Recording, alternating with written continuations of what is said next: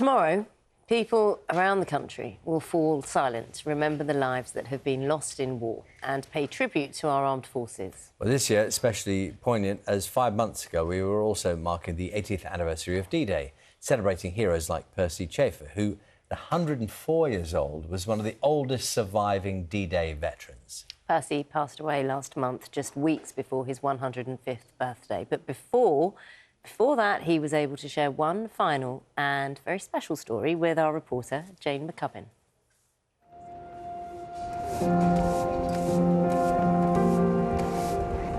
At the age of 104, Percy lived in his own flat, did all his own shopping, all his own laundry. And earlier this year, on the anniversary of D-Day, he had shared his story.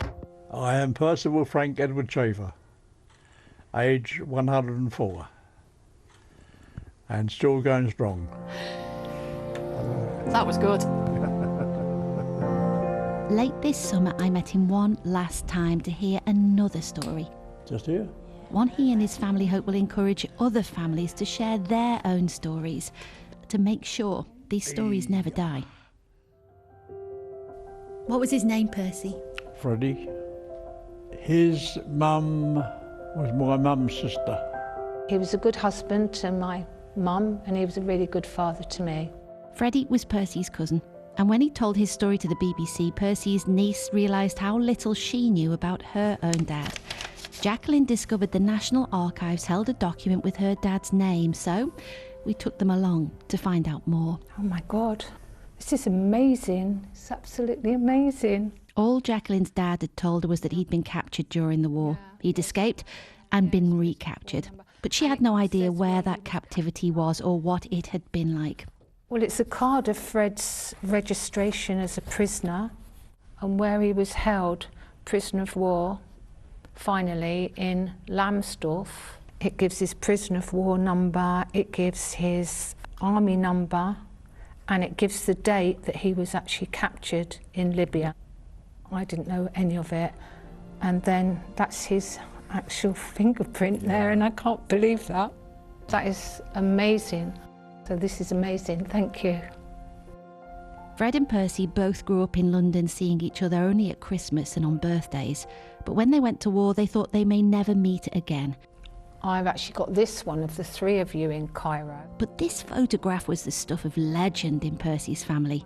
It hinted at an unbelievable story Percy told of a time in a Cairo cafe when he had been a desert rat.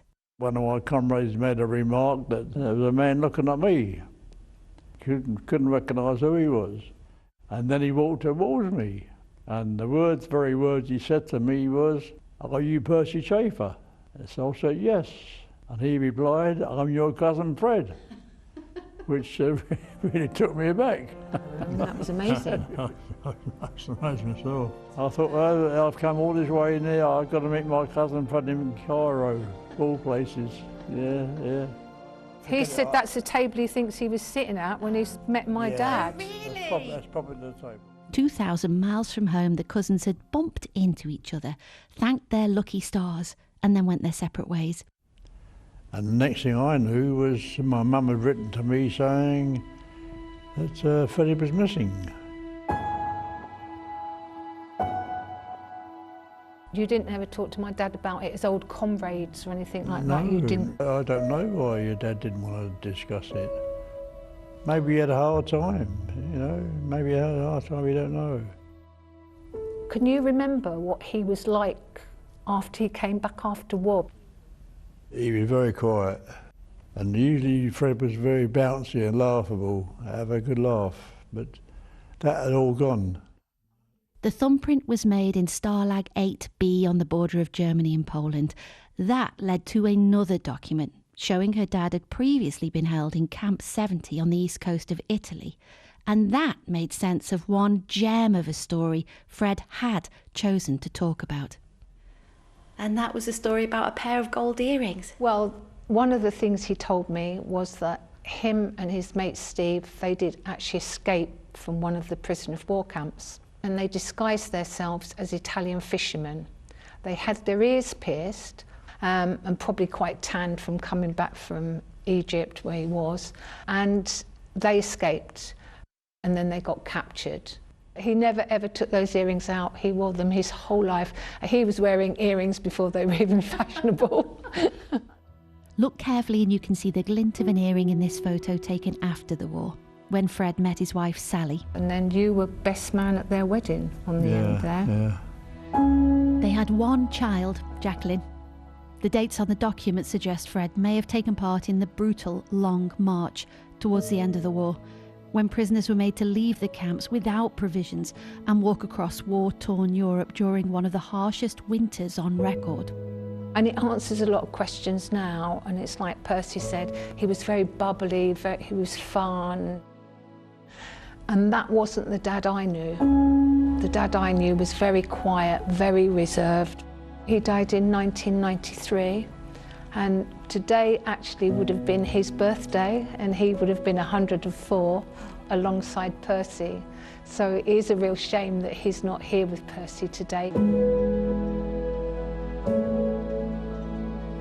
You do think it's important that these stories are remembered and shared?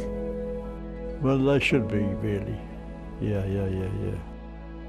Well, it keeps things alive, doesn't it? Never forget them. Never forget. Percy died peacefully at home on October the 16th and will be buried next week. Thank you for your service, Percy, and Fred, and thank you for these important stories. Yes, and that was Jane McCubbin speaking to D-Day veteran Percy Chafer, who's died at the age of 104. The BBC will continue to mark Remembrance Week across television, radio and online, including coverage of the Royal British Legion's annual Festival of Remembrance from the Royal Albert Hall, which is tonight on BBC One, and you can see that on the iPlayer from 9 p.m.